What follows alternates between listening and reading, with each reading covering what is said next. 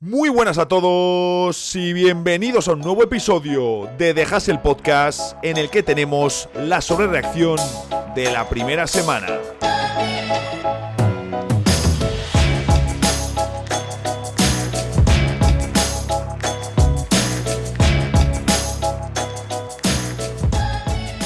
Estoy grabando en domingo por la noche, que de hecho tenemos ahora mismo NBA en acción.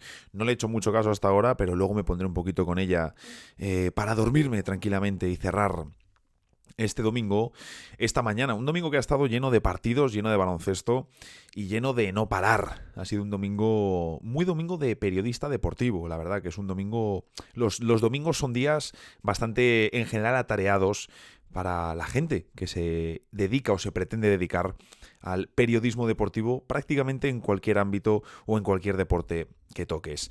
Esta mañana me he despertado viendo partidos de la jornada del sábado al domingo. Luego me he ido yo al partido de mi equipo, que la verdad, hoy hemos estado muy mal. Ha sido la primera derrota de la temporada y 4-1 de récord. Ha sido típico partido que el equipo va confiado porque se piensa que va a ganar, ¿no? De mirar, oye, pues el otro equipo tiene tal, han ganado, han quedado no sé cuánto contra otro equipo.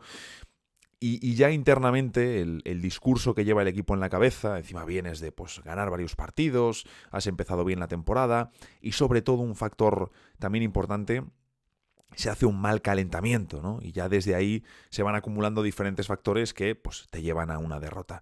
Hoy los árbitros tampoco han ayudado, pero desde luego no han sido los principales responsables ni culpables de que hayamos perdido, que por supuesto somos nosotros. Y como os decía, pues al final el otro equipo calienta mejor y tú calientas relajado, el otro equipo sale más duro y tú sales relajado, y claro, eso les permite un escenario en el que es más fácil venirse arriba, ¿no? Superarte. Bueno, porque nos estaban superando con mucha facilidad, ¿no? En unos contra unos, en ayudas. Y luego todo eso te genera un escenario donde también pues vas a lanzar con mejores porcentajes. Porque al final, un equipo que tiene un 33% en global como equipo en acierto en triple, que en función de la categoría de la competición que jueguen será un mejor o peor acierto, no te hace lógicamente un 33% todos los días. Un día te hará un 47% y ganarán de paliza, por X motivos, y otro día te harán un 20%, también por diferentes motivos. No he hecho los cálculos, pero ya sabéis a lo que me refiero. Luego al menos, oye, te tomas una cervecita con los compañeros, te echas unas risas y a casa. Y ya luego me he pegado pues toda la tarde en el ordenador grabando, editando, escribiendo. De hecho, justo después de esto voy a seguir preparando otro de los episodios programados para estas próximas semanas de viaje a Japón. Que por cierto, estaré subiendo vídeos, sobre todo a Instagram, a TikTok, y también iré comentando la NBA, alguna cosilla que pueda, según pueda, porque ya os aviso que yo la voy a seguir viendo, aunque esté allí. De hecho, el otro día miraba que por diferencia horaria, los partidos de la costa este, es decir, la primera ronda de partidos, allí me va a pillar, que allí me pilla a partir de las 8 de la mañana. Maravilloso. Y luego la costa oeste, es decir, los partidos que empiezan más tarde, allí arrancan a partir de las 11 de la mañana. Fantástico. Fantástico. Va a ser una experiencia nueva. Yo por Japón y tratando de engancharme a todos los wifis que pueda para verme en directo la NBA a las 10 de la mañana. Ahí estaré solo, me temo, porque de los amigos con los que voy, mis mejores amigos de la infancia, mi grupo del colegio, ninguno sigue la NBA. De hecho, es bastante curioso porque son en general muy poco de seguir el deporte. Vamos 7 y de los 7 que vamos, quitándome a mí, 6, de los 6 solo hay uno que es muy del Real Madrid y se ve pues prácticamente todos sus partidos de fútbol, pero el resto nada. Es algo bastante poco habitual. Ninguno, pero además muy poco interés en el deporte. Lo bueno es que me conocen de sobra y están más que acostumbrados a mis lindezas con la NBA. Estaremos por Hiroshima y yo consultando cuántos minutos y cuántos triples ha intentado Ryan Dunn contra Utah Jazz. En fin, el friquismo no se elige, se disfruta. Bienvenidos a The Hustle Podcast.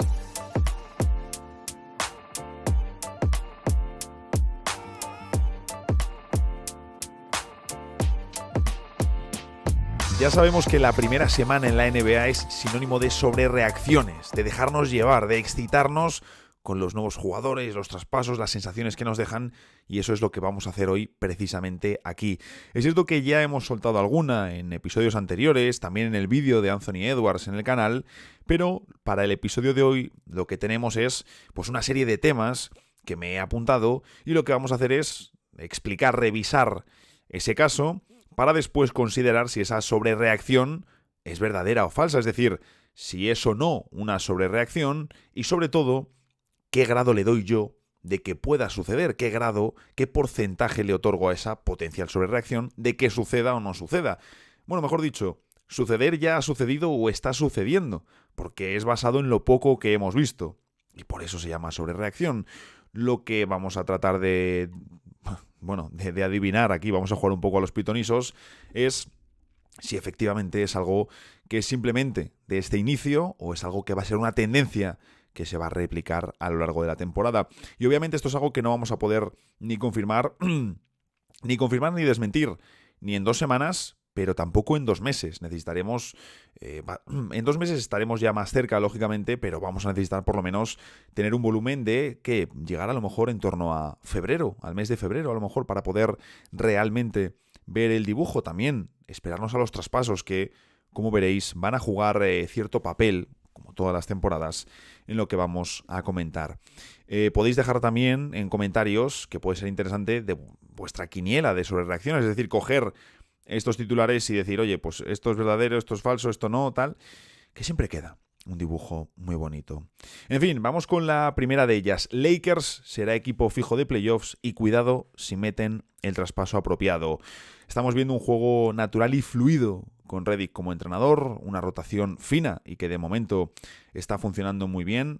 Lo apuntaba también creo que en el vídeo que hice de Dalton Knecht en el canal, que decía, oye, Max Christie, es cierto que Redick está hablando mucho de que van a invertir en él, de que quieren darle la chance de que sea el primer alero desde el banquillo, pero también dije, oye, por la parte ofensiva vamos a ver si Knecht no se come a Christie.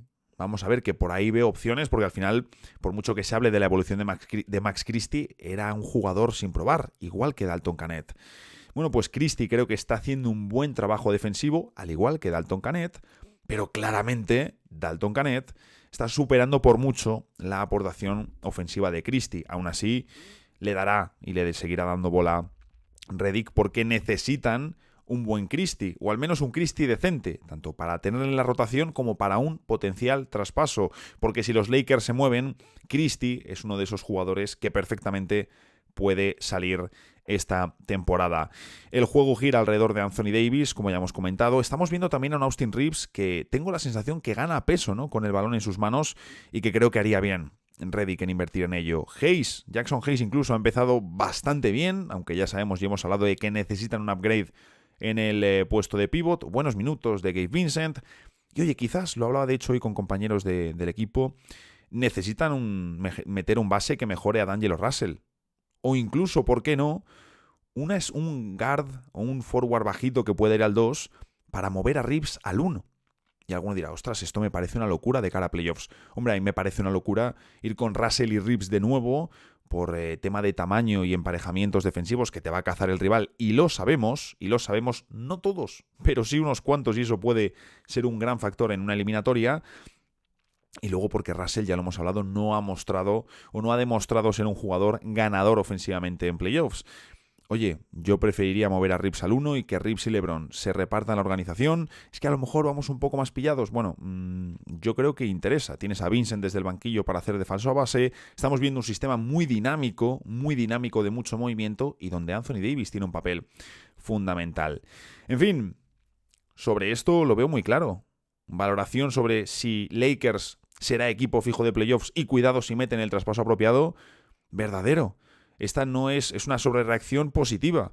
Estamos completamente subidos al barco de Redick y los Lakers. Me está encantando cómo juegan. Es un equipo que sí viene con la plantilla del año pasado. No ha cambiado nada. Es cierto que entran Vincent y falta por entrar Vanderbilt. Vamos a ver qué puede sacar Redick también de esa posición de especialista defensivo, pero jugador más limitado en ataque como es Vanderbilt, y qué puede hacer incluso con un jugador como Christian Wood, que tiene talento, pero sabemos también que es un jugador, no sé ni cómo definir a Christian Wood. Es un jugador complicado de definir, Christian Wood.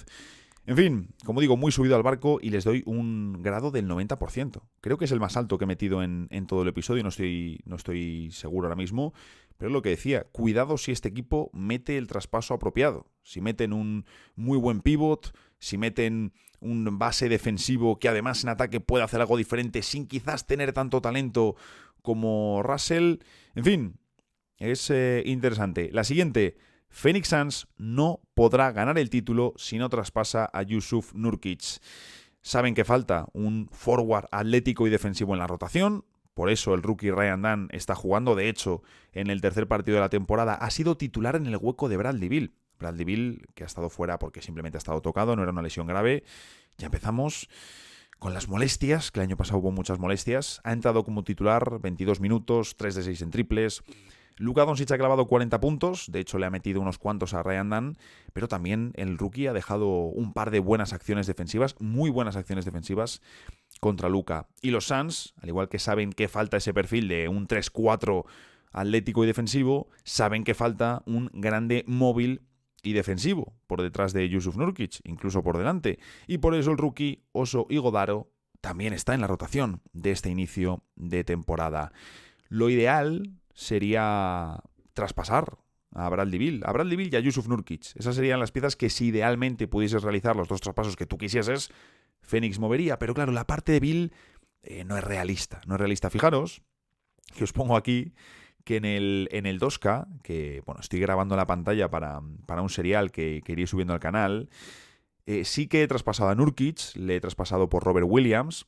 Creo que en Portland incluso me enviaba a mí una segunda ronda, sorprendente, de estos traspasos del 2K que no tienen ningún sentido. Y he mandado a Bradley Beal como jugador como sexto hombre. Fantástico, porque al final tienes a Tyus Jones, a Devin Booker, a Ryan Dunn, tienes luego a Kevin Durant y a Robert Williams, y desde el banquillo tienes a Bradley Beal, tienes a Grayson Allen, tienes a Royce O'Neal, tienes a Mason Plumlee. Es decir, te queda, de verdad, te queda todo más compensado y cambia la película una barbaridad. Pero entiendo que esto en la vida real no pasará. Mi valoración sobre que los Suns no podrán ganar el título si no traspasan a Nurkic, creo que es completamente verdadero. Nurkic lo hará mejor o peor en función del rival, pero no es la figura que necesita Phoenix en el 5, teniendo un quinteto con Tyus Jones, con Bradley Beal, con Devin Booker y con Kevin Durant de inicio, que literalmente no hay defensa. Y me diréis, bueno, Durant puede ser un muy buen defensor y Booker también. Sí, pero es que son literalmente tus dos jugadores más importantes. Y sobre todo en el costado ofensivo. Vas a pedirles que sean también las referencias defensivas al lado de Tyus Jones, que se esfuerza pero es limitado en tamaño, de un Bradley Beal que físicamente se le ve que lógicamente sus mejores años han quedado atrás. También vamos a darle la temporada para que tenga cancha para ir mejorando en cuanto a ritmo. El año pasado prácticamente no pudo jugar con continuidad. Y un Nurkic que tiene cosas muy buenas, pero las cosas malas, como esos problemas de movilidad, le lastran mucho. Se me cortaba ahí la cámara, pero bueno, que venía a decir eso, que a Jusuf Nurkic esos problemas de movilidad le fastidian mucho, le lastran mucho en la NBA actual. Y fijaros, me equivocaba, decía que el porcentaje más alto que había dado era el de Lakers con un 90%, pues aquí, de nuevo quizás porque peco por ser seguidor de los Suns, pero estoy convencido de que con la defensa que tienen, y por mucho que Baden-Holzer implante, con los perfiles defensivos y el personal que tienes, si Ryan Dunn es ya claramente tu mejor alero defensivo junto a Royce O'Neal o tus mejores especialistas, tienes un problema, y yo en este caso les pongo un 100% de que es imposible que ganen la NBA si no hay traspaso. Siguiente sobrereacción de la primera semana: Minnesota hará una gran temporada regular y Julius Randle se comerá a determinados equipos, pero en playoffs serán peores, serán una menor amenaza. Ya hemos hablado un poco de este tema y considero que es verdadero. Le doy un 70%, el más bajo de lo que llevamos hasta ahora, porque es cierto que no confío en Randle en este escenario. Aquí sí que reconozco que es sobrereacción, porque hasta hace una semana os decía que era mi equipo tapado del oeste, pero ha sido ver a Randle incluso en el partido contra Sacramento, que hace una fantástica actuación, incluso en la victoria de Toronto, que hemos visto a Minnesota pues ponerse por delante y luego un partido que no ha tenido historia. Pero es más por la sensación. Aquí, como ya os digo, sobre reacción pura. Luego lo mismo acaban funcionando y es muy posible que hagan una temporada regular fantástica. Incluso, ¿por qué no? Mejor que la del año pasado. Ojo que no es fácil, pero lo pueden hacer. Por poder, lo pueden hacer. Y creo que incluso existe ese escenario. Como os digo, oye, harán una gran temporada regular. Incluso Julius Randle hará una temporada regular muy potente. Como decimos, está jugando su nuevo contrato, pero en playoffs serán peores. Y la duda que tengo, y que como os decía, señalábamos en el último episodio, en la parte que hablábamos de Rudy Gobert, es si van a pagar o no a Randle. Esa es la gran duda que tengo yo en la cabeza, porque, como os decía, ya es que si lo haces, comprometes tu salario, todo tu margen salarial en Anthony Edwards, Rudy Gobert, Jaden McDaniels, Julius Randle y falta Naz Reid. ¿Vas a ganar la NBA con esos jugadores? Anthony Edwards se tendría que convertir en Jesucristo.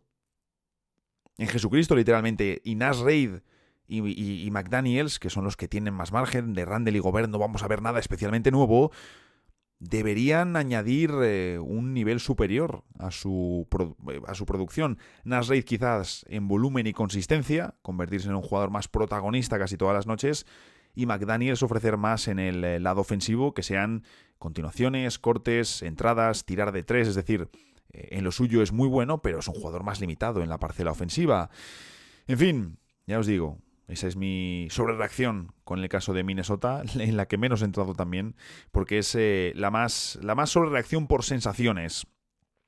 La siguiente que tengo apuntada, vamos un poquito con Dallas Mavericks. Klay Thompson viene a potenciar el ritmo de Dallas, que ya aumentó con la llegada de Kyrie Irving.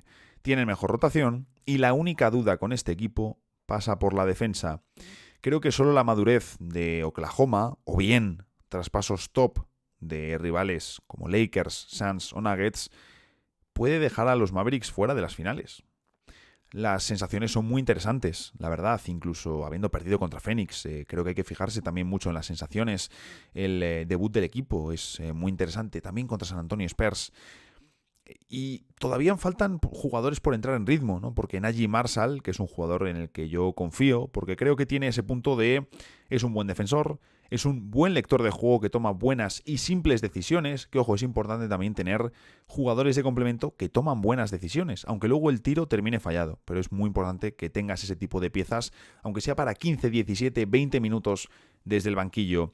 Y luego, sobre todo, pues que Marshall no ha estado acertado en los primeros partidos, ¿no? No es un jugador que vaya a tener tanto volumen en estos Mavericks, pero que evidentemente su papel va a tener cierta relevancia en el desempeño de los Mavericks, sobre todo cuando haya rotación o cuando haya lesiones.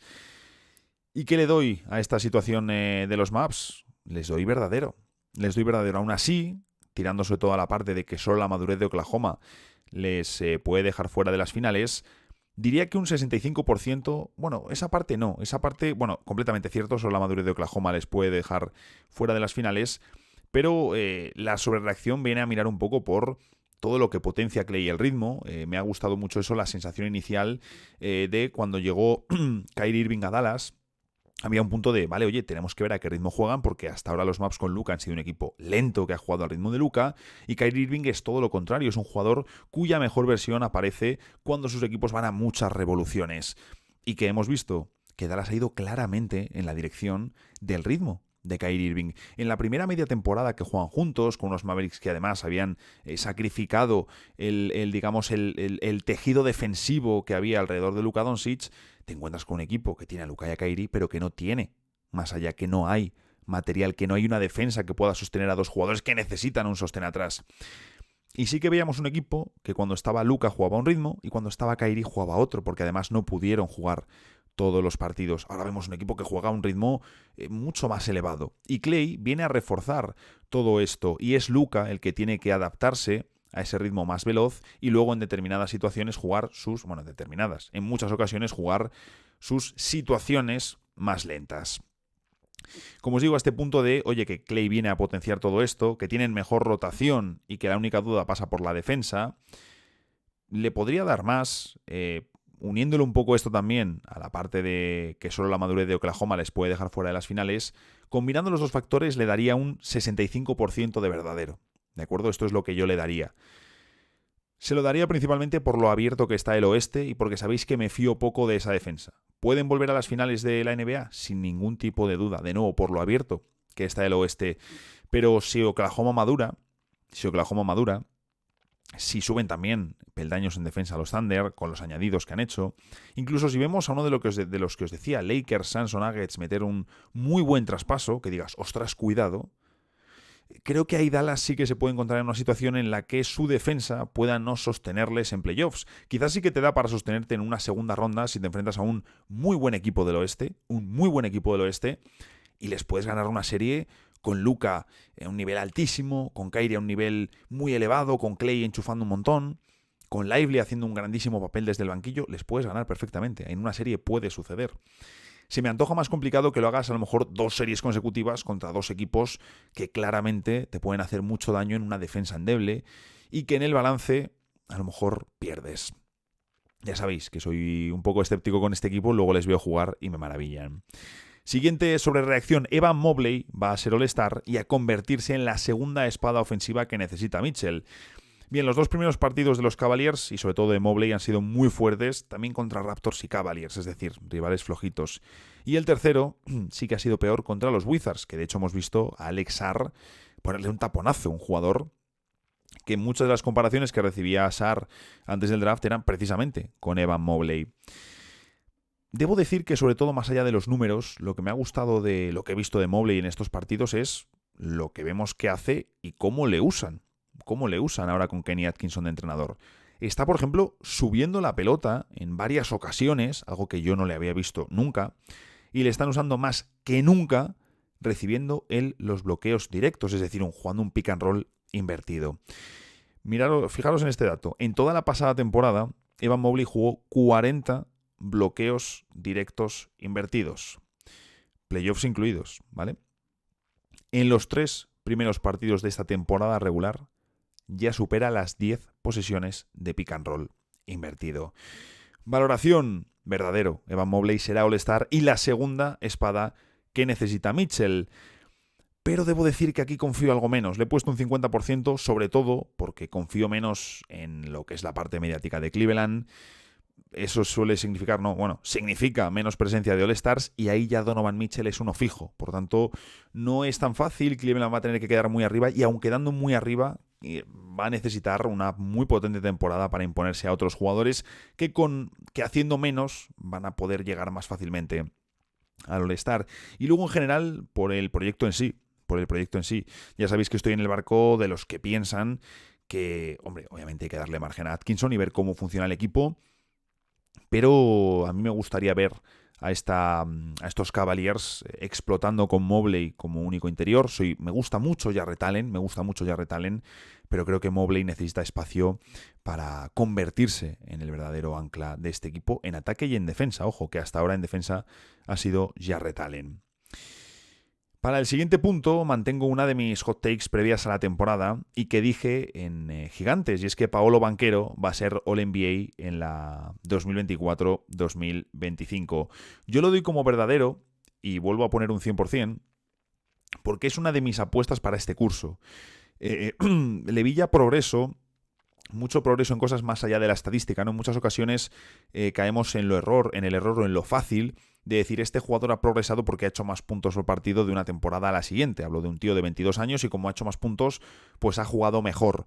Bueno, tienes que fijarte ya no solo en la estadística básica, que obviamente está muy limitada, en la estadística tradicional, sino que tienes que ver. Y si no has visto es muy difícil. Y ver significa fijarse en detalles. Fijarse en, cómo está penetrando Paolo Banchero ahora comparado con cómo lo estaba haciendo en los playoffs. Han pasado unos meses, pero es un jugador muy joven que tiene que progresar y en verano ha estado entrenando.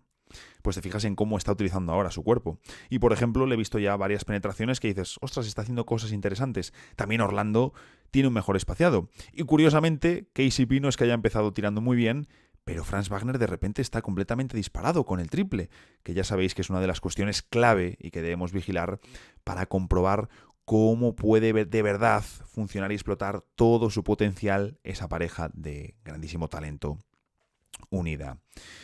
Como digo, me gustan detalles que estoy viendo en Banchero, a pesar de que ha empezado esta temporada tirando menos que el anterior, metiendo menos también y con porcentajes un poquito más bajos. Pero confío en que pueda hacer una temporada más completa, que sus números también de anotación van a mejorar y que le vamos a ver rondando o estando alrededor del 25-8-6, 25 puntos, 8 rebotes, 6 asistencias, y con Orlando en un top 4, top 5 del este, Paolo Banchero será All NBA. La siguiente, de momento, todas verdaderas, Miami se queda fuera del play-in. Bien, cuando grabo, llevan tan solo 2 partidos disputados y están 1-1. Obviamente llevamos una muestra muy pequeña. Y Atlanta va, por ejemplo, 2-0 por delante, también con victorias contra Brooklyn Nets y Charlotte Hornets. Todo se ha dicho. Miami perdió el primer partido, el derby, contra Orlando Magic, y luego han ganado a Charlotte. Es decir, tampoco es que haya sido un inicio brillante. Y sabemos que todos los años algún equipo empieza muy bien y luego se cae. Esa es la realidad. Y viendo el dibujo del este, porque se ha comentado, ¿no? Ostras, Miami, a ver este año, lo hemos hablado aquí alguna vez también, las dudas con el proyecto. Miami se queda fuera del play-in. Mi valoración es que es falso. Esto es falso y le doy un 80%. Y eso que confío poco en el actual proyecto de Miami. Confío poco. Quiero añadir también que a Houston se le saca, digamos, de las quinielas de hacer un traspaso esta temporada. Se le saca de las quinielas. Y por lo visto decidieron renovar a Jalen Green y a Alperen Sengun en el momento que vieron que Donovan Mitchell y Derrick White firmaron extensiones de contrato con Cleveland y Boston. Jamás pensé que Derrick White fuese a estar en la misma conversación que Donovan Mitchell. Pero además utilizándole como, oye, no, es que, claro, estás en las oficinas de Houston, no, es que, ostras, ha renovado Donovan Mitchell. Bueno, oye, pues a lo mejor tenemos que plantearnos renovar a Alperen Sengun, tenemos que plantearnos renovar a Jalen Green también. ¿Qué alternativas tenemos en el mercado? Jimmy Butler, ¿qué alternativas hay? Porque a Michael Bridges le han traspasado a los Knicks. Bueno, está también Derrick White. Ostras, ¿de verdad era ese el jugador que estaban buscando? ¿El que iban a utilizar? ¿En quien iban a meter su dinero? No me lo puedo creer, me parece una absurdez enorme, porque en parte, si Derrick White está ofreciendo este nivel de juego, es también porque tiene a su lado a jugadores como Jaylen Brown o Jason Tatum, que son de los mejores jugadores de la liga. ¿Qué pretendes? ¿Meter a Derrick White jugando con Fred VanVleet, con Jabari Smith, y que de repente te replique ese nivel que está ofreciendo en Boston? Es que lo más probable es que juegue peor. No sé, me ha parecido una cosa completamente absurda. Como os digo, confío poco en el actual proyecto de Miami y con el escenario salarial en el que el próximo verano tan solo parece ser que Brooklyn Nets y Washington Wizards van a tener margen salarial, o Jimmy Butler se marcha a Brooklyn o renueva en Miami por menos dinero. Entonces, las opciones se van limitando. Veremos qué sucede, pero sabemos que eso es un elefante en la habitación. Aún así, más por confiar en Miami que por ver más por ver el dibujo del este que por confiar en Miami, es que digo que es falso que se vayan a quedar fuera del play-in. La siguiente, Denver va a sufrir muchísimo en esta regular season y a Jokic ya le vemos desesperado desde los primeros partidos. Jokic tardó literalmente un partido esta temporada en decir que el espaciado del equipo es horrible y que fuera de Jamal Murray y de Michael Porter Jr. son todo tiradores de nivel average, de nivel promedio. Curioso que se meta él en la ecuación. Evidentemente no es un tirador especialista, pero hablamos de uno de los mejores jugadores de la liga y con una amenaza de tiro que es más que peligrosa para el rival. Pero en general se nota, viendo a estos Denver Nuggets, que tienen problemas de espacio. Han pasado de un espacio fantástico la pasada temporada a un espacio más que cuestionable en el curso actual, y pues están, digamos, mostrando todo lo que podíamos esperar negativo de estos Nuggets en cancha. De hecho, diría que dentro de los equipos candidatos, donde solemos ver grandes dosis de tiro, grandes dosis de espacio, porque necesitas espacio para poder operar, en Denver vemos todo lo contrario, y diría que ahora mismo, de lo que he visto, me parece el contender, de acuerdo, ya sabemos que ahí solo hay 4, pero bueno, de los grandes equipos de la NBA, me parece con diferencia el que peor espaciado tiene. Y esto me parece, desde luego, muy peligroso, porque vas a depender más de la anotación de Jokic y tu equipo va a ser más previsible. Volverán a ser equipo de playoffs, sin duda, pero ojito que puede pasar si Murray o Michael Porter Jr. se pierden partidos, porque no hay tiradores fiables. Aunque, por ejemplo, para cómo jugó el bueno de Mike, el bueno de Porter, para cómo jugó contra los Clippers, casi mejor que le traspasen. Que también os digo, a día de hoy es la única opción que tiene Denver de cambiar y mejorar el equipo. Porque los rivales están usando la presencia de Christian Braun como titular para flotarle, para ignorarle, para dejarle tirar. Si Denver me tiene que ganar el partido, que me lo gane con triples de Christian Braun. Y yo lo que hago es sobreayudar al resto. Luego también nos dejaba Michael Porter Jr. una imagen brutal en el partido contra los Clippers, en el que, estando solo para un buen triple liberado, decide pasar en el aire a Aaron Gordon, que es un jugador que tiene un 29% en triples. Y obviamente puede meter triples a Aaron Gordon y puede hacerte daño castigándote desde el triple. Pero no es lo habitual, y de hecho ya vimos, y esto lo comentaba yo con mis dudas del fichaje de Westbrook, que de momento el banquillo se está mostrando muy insuficiente con Westbrook, con Saric, con Strawther y con Peyton Watson. Ya contra Minnesota veíamos que lo que los Timberwolves hacían era flotar a Aaron Gordon. ¿Cómo reventaban el espaciado de los Nuggets? Bueno, reventaban lo que, digamos, le ponía más problemas a los de Colorado.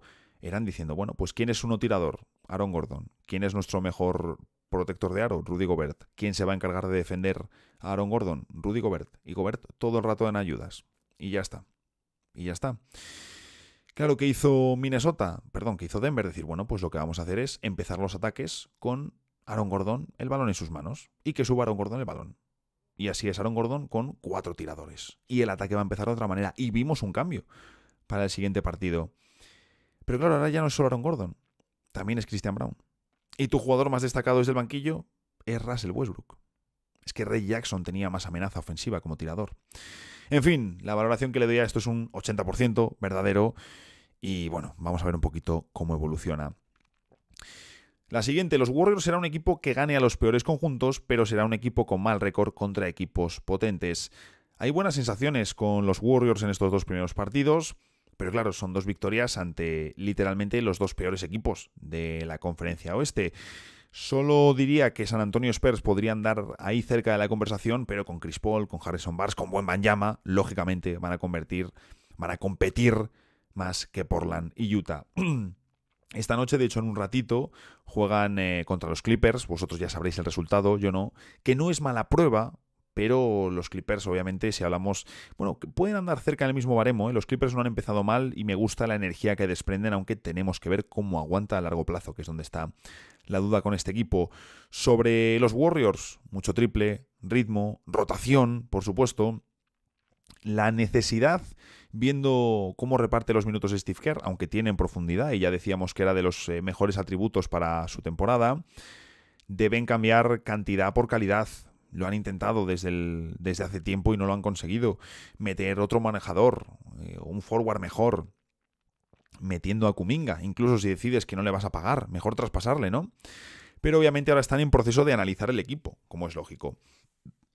Sí que me gusta un detalle, por ejemplo, había dudas de quién iba a ser el 2, de quién iba a ser el nuevo acompañante de Stephen Curry en el backcourt, y al final ni Podziemski, ni de Anthony Melton, ni Buddy Hield, ninguno es el compañero de Stephen Curry en el backcourt. De momento, Steve Kerr está tirando de físico y está empezando con Stephen Curry, con Andrew Wiggins, con Jonathan Kuminga, con Draymond Green y Trayce Jackson-Davis. Me gusta esta opción, debo decirlo.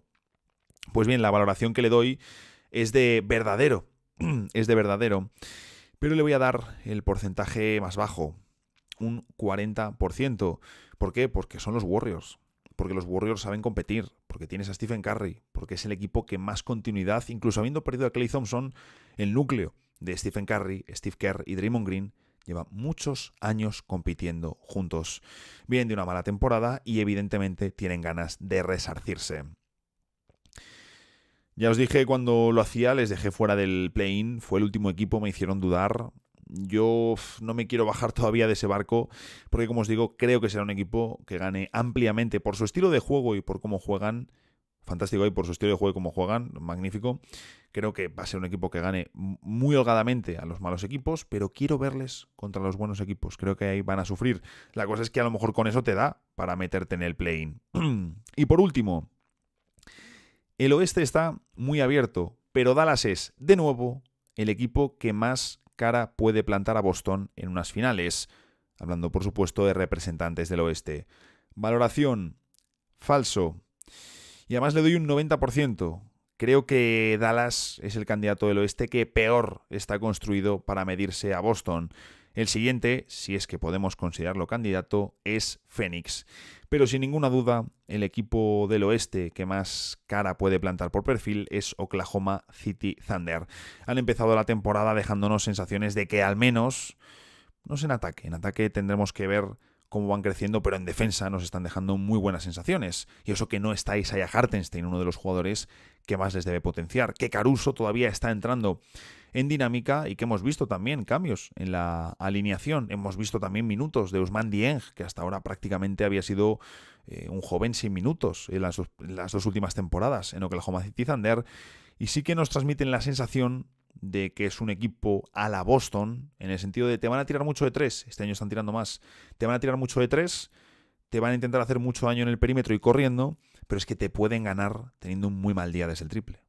Porque dejan toda la sensación, estos jóvenes Thunder desprenden todas las sensaciones de que esta temporada vamos a ver un importante salto adelante en cuanto a nivel defensivo.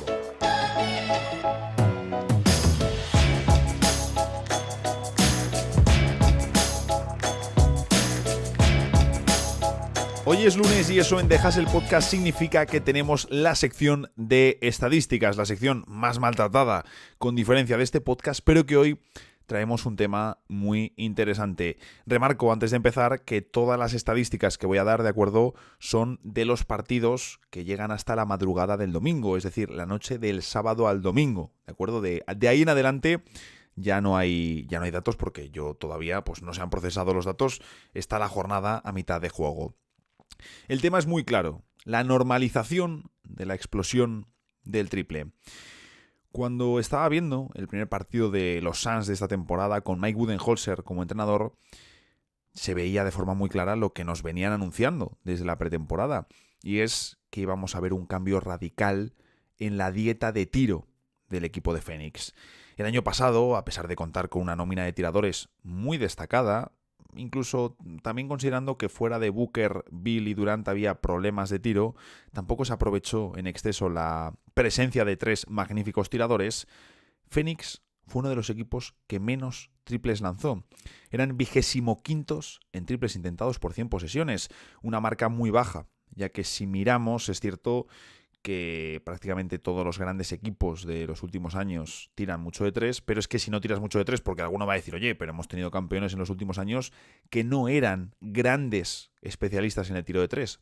Muy cierto, pero entonces eran equipos con una gran potencia física, que hacían muchos puntos en la zona, que eran defensas dominantes, que también eran equipos de mucho volumen de contraataques y de muchos puntos al contraataque, y nada de esto eran los Suns del año pasado, absolutamente nada.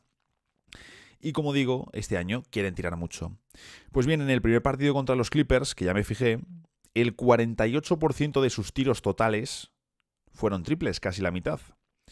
En el siguiente partido, el segundo, que fue en el que se llegan a poner más 22 contra Lakers y luego los Lakers remontan, el 45% de los tiros totales de los Suns fueron desde el triple. Y en la victoria contra Dallas, el 48,75% de los tiros totales fueron triples. Entonces, efectivamente, vemos el patrón. Estos Suns están tirando muchos tiros, muchos más que el año pasado. Ahora mismo estamos hablando de un equipo que está muy cerca de que la mitad de sus tiros totales sean triples. Pues bien, estos Suns ahora mismo se sitúan decimoterceros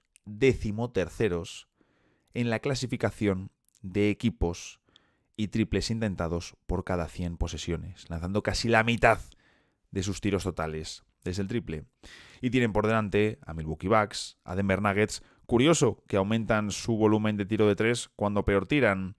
Washington Wizards, Brooklyn Nets, Chicago Bulls, Dallas Mavericks, que nos sorprende aquí, Orlando Magic, tirando muy bien, y como os decía antes, por el efecto de Franz Wagner, Houston Rockets, Minnesota Timberwolves, Charlotte Hornets, Golden State Warriors y, por supuesto, Boston Celtics, el rey de esta estadística.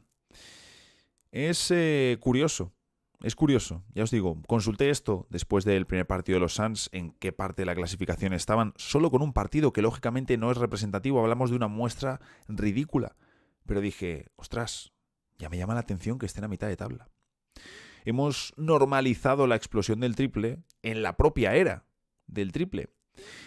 ¿Y qué ocurre? Que en la NBA es diferente. En la NBA es diferente. Y desde Europa nosotros, queramos o no, por mucho que la NBA sea, hablo de mí, lo que más me gusta, seguro que muchos de vosotros también, aunque tendremos grandes amantes del baloncesto europeo, del baloncesto FIBA, a mí lo que más me gusta y lo que más me hace disfrutar es la NBA. Y lo que más trato de entender. Pero es que la NBA es diferente y hay cosas que no son extrapolables. Yo, por ejemplo, el año pasado dije en ocasiones que uno de los potenciales problemas o una de las pegas que les veía a los Celtics era que su ataque lo veía demasiado en modo automático siempre hacia el triple. Que eran demasiado siempre al triple. No había un plan B en ese equipo a nivel ofensivo. Pero claro, es que su plan A no era el triple. Su plan A era la defensa. Era la defensa. Y luego el plan B es tirar mucho de tres. Entonces ellos primero te ganan con la defensa. Te van a hacer muchos puntos porque tienes a Tatum, tienes a Jaylen Brown, tienes a Holiday, tienes a Porzingis. Sabemos de sobra lo que tienen. Pero su plan A no es el triple. Es la defensa. Y jugar en equipo. Que eso se traduce en tirar mucho de tres. Y el día que no tiran bien de tres, te pueden ganar con un 20 y pico en triples. Ya lo han hecho, de hecho. Pero el día que meten un poquito, como tengan un 35, te destrozan. Te destrozan y no la hueles. Entonces, claro, lo que yo pensaba que era un potencial problema es que era precisamente su estilo. Es que era esa precisamente su intención. Y como digo, es algo que se puede replicar en la élite, adaptándolo así entrenas en FIBA. Y por supuesto en FIBA y en baloncesto europeo vemos que cada vez se tiran más triples ya desde hace años. Pero la explosión del tiro exterior en la NBA viene de la mano de la era del pace and space, del ritmo y el espacio. Viene de la mano de la era de la versatilidad, con ese small ball popularizado por los Warriors, pero que tuvo a sus pioneros en la élite unos poquitos años antes, hablando de un equipo que tenía el ritmo, pero sin tanto triple, en el Big Three de Miami. Me diréis, no hombre, primero estuvieron los Suns de Steve Nash y D'Antoni. Por supuesto, completamente cierto. Y antes tuvimos también a Don Nelson, por ejemplo. Ya sacaré en el canal, de hecho, porque además lo tengo medio escrito, un vídeo sobre el small ball y su evolución, que me parece un tema muy interesante. Pero para la NBA actual, para el juego actual, que es cierto que muchos de los principios que vemos, el primero que los aplicó fue D'Antoni en Phoenix. Sí que creo que los que más han influido han sido, primero, Miami y su configuración alrededor del Big Three, con el LeBron más atlético y un Chris Bosh que no podía ejercer de ancla defensiva. Y luego, con mucho más calado, por supuesto, el small ball de Golden State Warriors con Draymond Green al 5. Toda esta evolución, todos estos factores que se entrelazan, han llevado la NBA a la era en la que no existen las posiciones, sino los roles. Siguen existiendo las posiciones, por supuesto, pero han cambiado muchísimo y los roles, que esto es lo importante, se han impuesto. En FIBA también vemos que los roles han ganado mucha importancia, pero las posiciones siguen siendo lo primordial. Lo primordial, lo primero que mira un entrenador, un ejecutivo, un agente cuando se está configurando un equipo son las posiciones. Los roles han ganado importancia, pero lo primero son las posiciones. Por eso no se puede extrapolar absolutamente todo lo de la NBA hacia nuestro baloncesto. Y eso que vemos muchas cosas, ya no solo que se adapten, sino que se beben directamente de Estados Unidos y que llegan 2-3 años después. Tanto desde las zapatillas que se utilizan hasta los sistemas o movimientos ofensivos que vemos. Y es cierto que también casi todo se puede adaptar. Pero mi pregunta es, ¿se puede adaptar semejante explosión de triple? No, no se puede. Por la forma de entrenar y de pulir el talento individual desde pequeños. Por la lejanía del triple. Por el espacio que hay. No se puede replicar de la misma manera. No se puede replicar de la misma manera. Podríamos adaptar esa explosión que ha habido de cierta manera, sí, pero no se puede replicar. No se puede replicar. Fijaros, en este inicio de temporada y con una muestra ridícula, que de momento no es representativa, hay 8 equipos que están lanzando más de 40 triples por cada 100 posesiones. ¿De acuerdo? 8 equipos en más de 40 triples por 100 posesiones. Hace 5 temporadas que ya estábamos de sobra inmersos en la era del triple, que de sobra ya se había hablado un montón sobre Stephen Curry, sobre James Harden, sobre el step back, sobre el triple. Se había hablado ya muchísimo, se habían escrito ya ríos de tinta sobre todo este asunto. Pues hace 5 temporadas solo 2 equipos estaban en más de 40 triples por cada 100 posesiones. Los Houston Rockets con James Harden y los Dallas Mavericks con Luka Doncic. También consideremos que ese año, si no me confundo, es en el que los Warriors estancaron. Lo mismo ellos se hubiesen metido, lo mismo no. El caso es que hace 10 temporadas, es decir, si echamos otras 5 para atrás en la 2014-2015, que no fue hace tanto, hace 10 temporadas el equipo que más triples tiraba eran los Houston Rockets de James Harden, con 33 triples por cada 100 posesiones. Hemos pasado de que hace 10 años el equipo que más tiraba era 33 triples y ahora tienes a 8 equipos en más de 40 y equipos que rompen la marca de los 50. Hace 10 temporadas el equipo que menos triples tiraba en la NBA, en esa 2014-2015, era Minnesota. Minnesota en el primer año de los Wolves sin Kevin Love. Estaban Ricky Rubio, Kevin Martin, Andrew Wiggins o Thaddeus Young al frente. Y lanzaban 15,5 triples por cada 100 posesiones. 15 triples. Suena ridículo hoy en día. Y en este inicio de temporada, el equipo que menos triples intenta es Toronto, que tiene una nómina bastante comprometida de tiradores, y está lanzando 27,3 triples por cada 100 posesiones. Es decir, en 10 años estamos hablando de que si comparas a los colistas, es prácticamente el doble de intentos. Una tendencia que va al alza, porque las nuevas generaciones es lo que consumen y va a ir a más, porque los chavales de hoy en día, sobre todo en Estados Unidos, tienen normalizado que la mitad de los tiros de campo de tu equipo en un partido sean triples. Y llegará el momento en el que normalicemos que el 60% de tus tiros de campo sean triples. Y ya no te estoy hablando de irte a un nivel un poquito más semiprofesional, donde se va a insistir y donde se van a llevar registros de cuántos triples estamos tirando. O incluso algún entrenador muy pro que diga, oye, tenemos un equipo con buena nómina de tiradores, tenemos que tirar más y estamos lanzando solo X por partido. Tenemos que tirar más. Y es importante también mirar cuántos triples te mete un equipo, por supuesto. Pero allí es otro nivel. Y como digo, vienen generaciones que están mamando todo esto. Y va a ir a más. ¿Cuál es la solución a corto plazo? Bueno, además de dejar que el talento brille y que evolucione el juego de forma natural, me temo de forma irremediable, y también por el desarrollo físico de los jugadores, ojo, por el desarrollo del cuerpo del ser humano, vamos hacia la imperante necesidad de hacer más grande la cancha oficial de juego NBA y echar 20 centímetros para atrás la línea de 3. Que no hace falta más. Y había jugadores a los que les seguirían sobrando otros 20 centímetros. Creo que eso sería interesante. No soy, por supuesto, el primero que le comenta, no soy ni de lejos el principal experto para hablar de esta cuestión, pero creo que iremos en algún momento hacia ese punto. Lo que pasa que, claro, yo lo he hablado con amigos en Estados Unidos, seguro que podrán encontrar la forma de hacer las canchas más grandes, sobre todo las de las arenas profesionales, no tengo ningún tipo de duda. Y seguro que los gimnasios de Kentucky, de Massachusetts y de todos lados podrán equipar las instalaciones de los mejores high school para tener unos pabellones impresionantes. Pero tú imagínate que vienes aquí a Europa y dices, oye, que queremos hacer el campo de baloncesto más grande. En los colegios, es que ¿cuántos colegios conocéis que eso imposible que lo hagan? Literalmente imposible que lo hagan.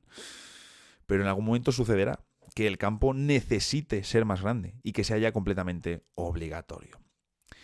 En fin, hasta aquí llega el episodio de hoy. Ya sabéis que es el último hasta el próximo lunes 18 de noviembre, que no grabo sobre la temporada. Me marcho este martes a Japón y vuelvo el día 15 a Madrid. Tendréis, eso sí, 5 episodios programados y, por supuesto, por redes seguiré dando mucho la chapa. Mientras tanto, ya sabéis, nos vemos el jueves en el próximo episodio de The Hustle Podcast.